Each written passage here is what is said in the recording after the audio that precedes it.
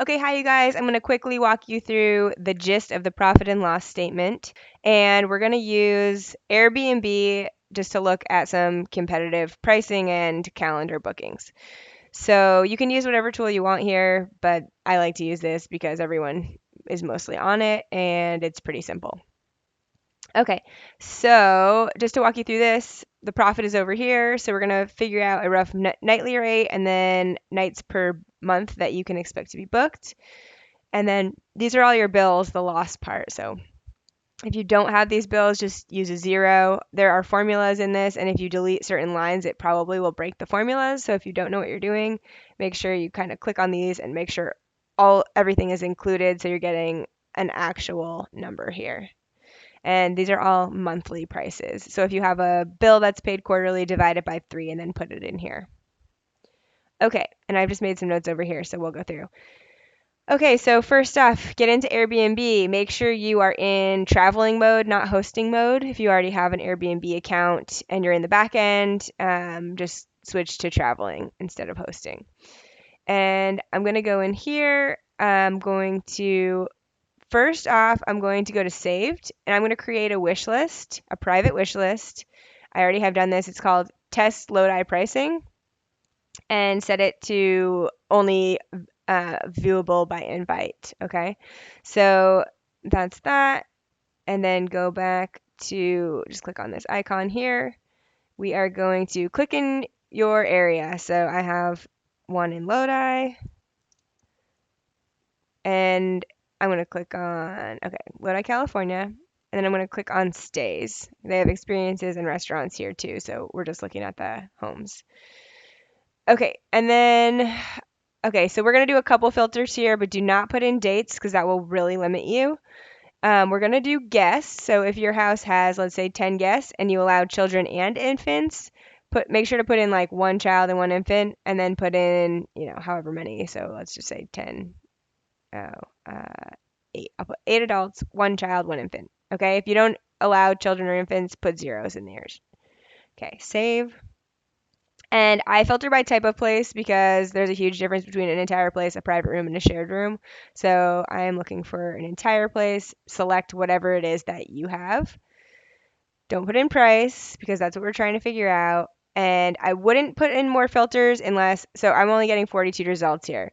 If you're getting 500 results, put in more filters. Like for instance, if you have a pool, then filter by pool or some other like standout amenity. Okay.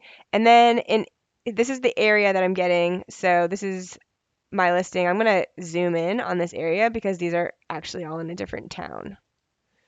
So as I zoom in, okay, this is kind of better. Um, the prices are all somewhat in the realm. I'm just going to look at these couple here. This $1,500 one, it seems like a wild card, so I'm not going to look at that one. And I've already marked these as favorites. So the way you do that is you click into the listing and you mark the heart here and it will ask you what list you want it to be put at. So I will take this one off and then I'll put it back on just to show you. Okay, so I'm going to do this and I'm already in that. I've already been adding to that list, so it automatically added to it, but it will usually ask you.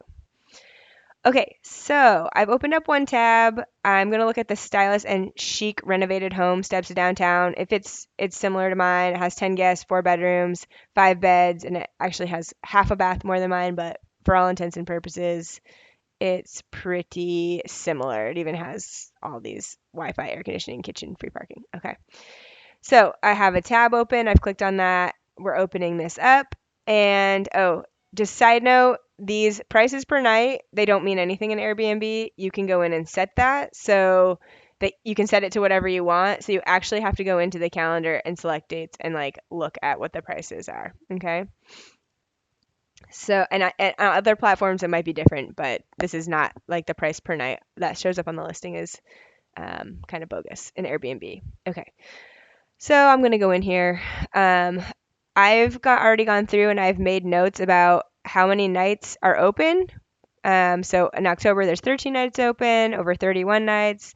In November, there's 19 nights open out of 30. And in December, there's 21 nights out of 30 nights. There are seasonalities usually in each area. And I know because I know this rental market that it is the winter and it's seasonably low right now. So take that into consideration and, don't get too discouraged if you're in a low month. But yeah, these occupancy rates, it's about 17.6% days open out of 31 days. So I just did some quick math, and it's 57% occupancy, which out of 31 days is about 17 days. I rounded down here because, you can't have 17 and a half days. I just went conservative. And then when you go in here and you select some days, um, then you say, okay, yep, that's fine. All right, just select some days. And some people have weekday and weeknight weekend pricing, so you can kind of fool around with that and see what they're doing. This particular property has the same prices for every night. So 365 is their nightly price. And obviously don't just do this to one, but for this example, I'm just showing you one, but try to do like, 5-ish to get a better price idea. So I put my nightly price in here, nights per month in here. And also a note about Airbnb is there's a lot more last minute bookings there's a lot more last minute booking than on other platforms. It's like a younger demographic, so I think they're just like less planners basically. And so, like, October is probably the most accurate one, and like November still has time to get booked. So, just keep that all in mind. This is just an estimate, okay? So, right here, we've kind of done our research, and you guys have gone through many more of these, and you've bookmarked them for an exercise down the road. And you've gotten your nightly rate, which is 365, and average nights per month is going to be 17 nights per month. So the profit total on this property is about $6,205. And then you guys need to go through, like, you probably know what your mortgage payment is. You put in taxes, insurance, and whatever other bills that you have. These are all pretty regular bills. If you have something that is not included here, add it in. Not everyone has pool maintenance, not everyone has solar. So there's a couple wild cards in here, but you get the idea. And if you don't know what these bills are going to be because you haven't opened up your listing yet, or like maybe it's your home that you're converting into a short-term rental, so you know what the bills are for like people living there, but you don't know what the bills are for like you can kind of like, let's say the electricity is $50 when you live there, but like people are only going to be in your place for 17 nights per the month. You could probably cut this down a little bit because people aren't going to be using the electricity the whole time. Okay, so just kind of keep that in mind. And if you haven't lived there and you haven't run it, you can ask people around. You can call companies, call the electricity company, you know, you can figure out what water and garbage are going to cost. Call the town. Do your research. Get some accurate numbers in here. Don't just wing it because you don't want to start your rental and figure out that your bills are twice as much as you thought they were going to be. Okay. Anyway, enough of me yammering. In this profit and loss, it's showing that your monthly profit is going to be $3,430. That's a good idea. It's a good snapshot. You can kind of figure out, okay, well, what if I wanted to hire a property manager and they're taking 25%? How does that pencil? So you can put that in here too. And I've included some examples attached to the module of like running different numbers, so you can look at that. Okay, I hope this was helpful. Now it's your turn. Go through and fill this out.